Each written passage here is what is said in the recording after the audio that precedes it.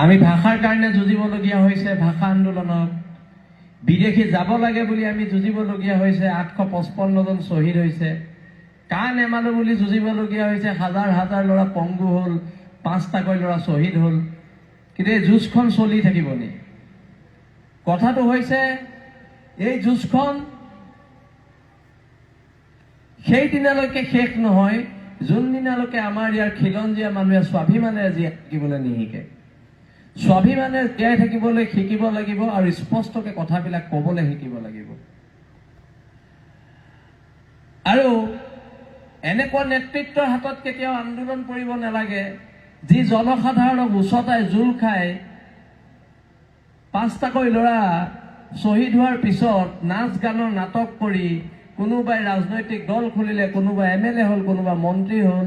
এনেকুৱা ধৰণৰ আন্দোলনো হ'ব নালাগে আৰু এনেকুৱা ধৰণৰ আন্দোলনকাৰী নেতাক আপোনালোকে প্ৰশ্ৰয় দিব নালাগে। এইটো অসমৰ জনগণৰ ডাঙৰ ভুল। আমি এনেকুৱা ধৰণৰ আন্দোলনকাৰীক প্ৰশ্ৰয় দিব নালাগে। এতিয়ালৈকে চব প্ৰফুল্ল মহন্তৰ পৰা সৰ্বানন্দ সোণোৱাললৈকে সকলোৱে জাতিক গাদ্দাৰী কৰিছে। সকলোৱে জাতিক গাদ্দাৰী কৰিছে। যোনে যোনে জাতিৰ নামত আন্দোলন কৰি আহিলে সকলোৱে জাতিক গাদ্দাৰী কৰিছে। আৰু গাদ্দাৰী কৰাৰ ফলস্বৰূপে জাতিটো কোঙা হৈছে। জাতিটো কোঙা হৈছে। সৌসিদিনা আজি কেইবছৰমান আগত চিলাপথাৰত অবৈধ বাংলাদেশে শ্বহীদ বেদী গুৰু মাৰি দিলে। কিয় সাহস পাইছে? আমাৰ একতাৰ অভাৱৰ বাবে সাহস পাইছে। সৌসিদিনা শিৱসাগৰত মাৰোৱাৰী সম্প্ৰদায়ৰ কেইজনমান মানুহে জিমি দাস বুলি এজনী খিলঞ্জীয়া ছোৱালীক শিৱসাগৰ নগৰৰ মাজ মজিয়াত শাৰীৰিকভাৱে অপদস্থ কৰিছে, মাৰপিট কৰিছে, হত্যাৰ প্ৰচেষ্টা চলাইছে। জাতীয়তাবাদ ক'ত থাকিলে? কিন্তু যেতিয়া আমি চৰকাৰক ক'লো আমি আৰু মাৰ খাই জীয়াই নাথাকো, এওঁলোকৰ সম্প্ৰদায়ে ক্ষমা খুজিব লাগিব আৰু ক্ষমা খোজাই দিয়া হ'ল। সেইটো হৈছে জাতীয়তাবাদ।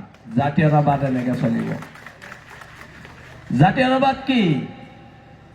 এবাৰ এজন বহিৰাগত মানুহে যোৰহাটৰ মাজ মজিয়াত এগৰাকী খিলঞ্জীয়া মানুহৰ দোকান এখন কব্জা কৰি থৈ দিলে। তেওঁ নিদিয়ে, তেওঁ গিৰিয়েক ঢুকাৰ পিছত নিদিয়ে। তাৰ পৰা আমি বীৰ লাচিত সেনাই ক'লো যে তোমালোকে এই দোকানখন খালী কৰি দিব লাগিব।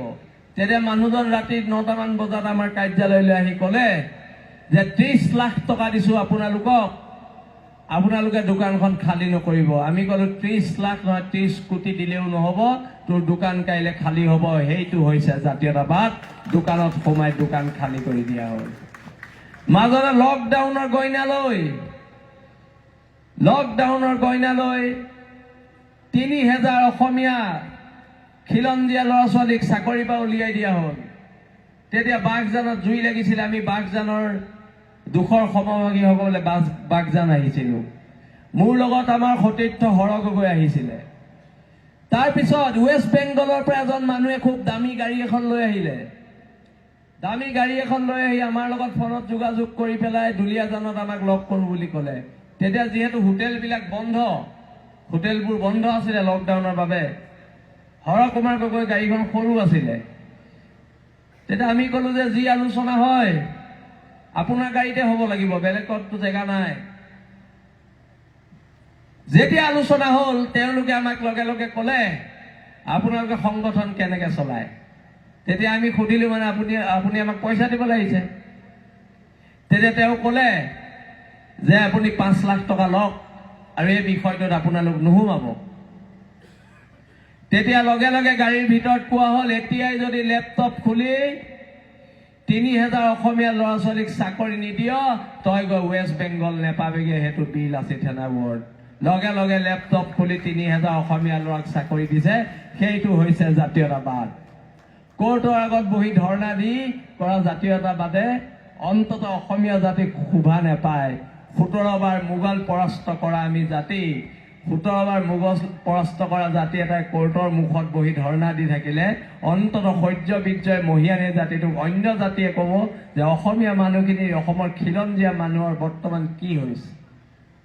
প্ৰশ্নবোৰ তাত সেইকাৰণে আমি কৈছোঁ সংগ্ৰাম ৰাজপথত, সংগ্ৰাম ৰাজপথত, সংগ্ৰাম এইটো কাৰণে ৰাজপথৰ সংগ্ৰামে উত্তৰ দিব, ত্যাগে উত্তৰ দিব, তেজে উত্তৰ দিব, ঘামে উত্তৰ দিব। নাটকবাজিয়ে উত্তৰ নিদিয়ে। ত্যাগ, তেজ আৰু ঘামে উত্তৰ দিব। পুলিচৰ লাঠিৰ কোবে উত্তৰ দিব, পুলিচৰ গুলীয়ে উত্তৰ দিব। কিন্তু কোনো খিলঞ্জীয়া মানুহে নিজৰ অধিকাৰৰ ক্ষেত্ৰত মাত মাতিব যাওঁতে কোনো কাৰণত কোনো ধৰণৰ আপোচ কৰিব নালাগে।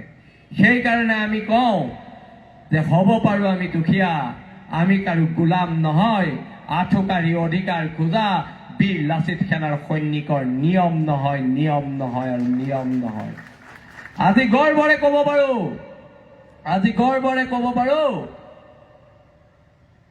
2016 বিজেপি চৰকাৰ অহাৰ পিছৰ পৰা যদি দেশ জাতিৰ কাৰণে খিলঞ্জীয়া মানুহৰ এখন সৰু ঘুমটিৰ কাৰণেও জেল খাবলগীয়া হৈছে, সেই সৈনিকসকল হৈছে বীৰ লাচিত সেনা নামৰ এটা মহান শক্তিৰ সৈনিক। সেই সৈনিক বীৰ লাচিত সেনাৰ সৈনিক হয় আৰু বীৰ লাচিত সেনাৰ সৈনিকে কেতিয়াও আপোচ নকৰে আৰু নকৰে, কোনো কাৰণতে কৰা নহ'ব। আৰু দীঘলীয়া সময়, দীঘলীয়া সংগ্ৰামৰ কাৰণে খিলঞ্জীয়া মানুহ সাজু থাকক। আমি যে সংগ্ৰামখন কৰি আছো কাৰ কাৰণে? ইয়াত বহি থকা কণ কণ ল'ৰা ছোৱালীবোৰৰ কাৰণে। কাইলৈ যাতে তিনিচুকীয়া টাউনত এওঁলোকে মুক্ত মনে খোজকাঢ়িব পাৰে, কাইলৈ যাতে গুইজানত এওঁলোকে মুক্ত মনে ৰাতি 12টা বজাত খোজকাঢ়িব পাৰে। ৰাতি 12টা বজাত যদি গুইজানৰ ছোৱালী এজনীৰ কিবা বিপদো হয়, তাই যদি ঘৰৰ পৰা ওলাই যাবলগীয়া হয়, অন্তত মাক আৰু দেউতাকে এটা কথা ছোৱালীজনীক আশ্বস্ত দি ক'ব পাৰিব, যা তহঁতৰ ৰাস্তাত একো নহয়, বীৰ লাচিত সেনাৰ দাদাকেইটা আছে, তহঁতক কোনোবাই কিবা ৰঙা চকু দেখুৱালে ৰঙা চকু কাঢ়ি অনা হ'ব। এই ধৰণৰ বিপ্লৱ হ'ব। আমি আপোনালোকৰ সাহস হ'ব বিচাৰোঁ, আমি খিলঞ্জীয়া মানুহৰ সাহস হৈ জীয়াই থাকিব বিচাৰোঁ। আৰু বহুতো বক্তা আছে, মই বেছি নকওঁ, আমনিও পাইছে চাগে। আৰু অনাগত দিনত এখন ঐক্যবদ্ধ সংগ্ৰাম হ'ব। আৰু এই সংগ্ৰাম ঢোলটো বচোৱাৰ সংগ্ৰাম, এই সংগ্ৰাম পেঁপাটো বচোৱাৰ সংগ্ৰাম, এই সংগ্ৰাম আমাৰ মৈদামগীতা বচোৱাৰ সংগ্ৰাম, এই সংগ্ৰাম আমাৰ বিহু বচোৱাৰ সংগ্ৰাম, এই সংগ্ৰাম আমাৰ হেংদাং বচোৱাৰ সংগ্ৰাম। এই সংগ্ৰাম যিদৰে ব্ৰহ্মপুত্ৰ নদীৰ গতিক কোনেও ৰুদ্ধ কৰিব নোৱাৰে, বীৰ লাচিত সেনাৰ এই গতিকো কোনো চৰকাৰে ৰুদ্ধ কৰিব নোৱাৰে। ইয়াকে কৈ মোৰ চমু বক্তব্য সামৰণি মাৰিলোঁ। ধন্যবাদ। জয় আই অসম।